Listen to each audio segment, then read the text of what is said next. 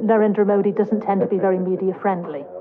You follow what I say? A little bit, yes. So for him to agree to do a sit-down interview with us felt like a bit of a scoop. He struck me as a very charismatic, very powerful, quite menacing figure.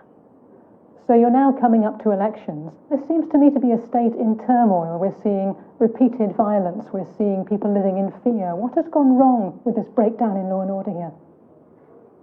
I think you have to correct your information first. The state is very, very peaceful.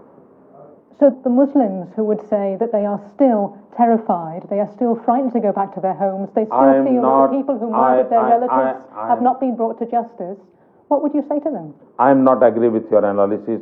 I am not agree with your information. This is absolutely misguided information to you. From where you have picked up this type of garbage, I do not know.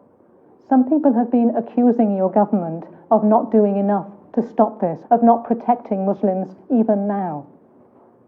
These are also false propaganda made by our opponents, and you are also a captive of this false propaganda.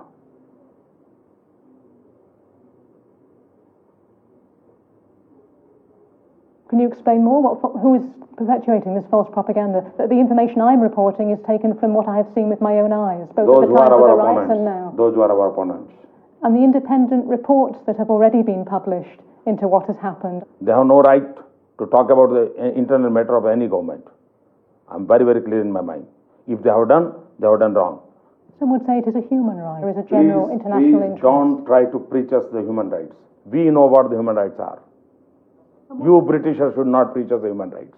When you look back over the last month, you've been the leader of this state through a very difficult period. Do you think there's anything that you should have done differently? Yes. One area where I was very, very weak, and that was how to handle the media.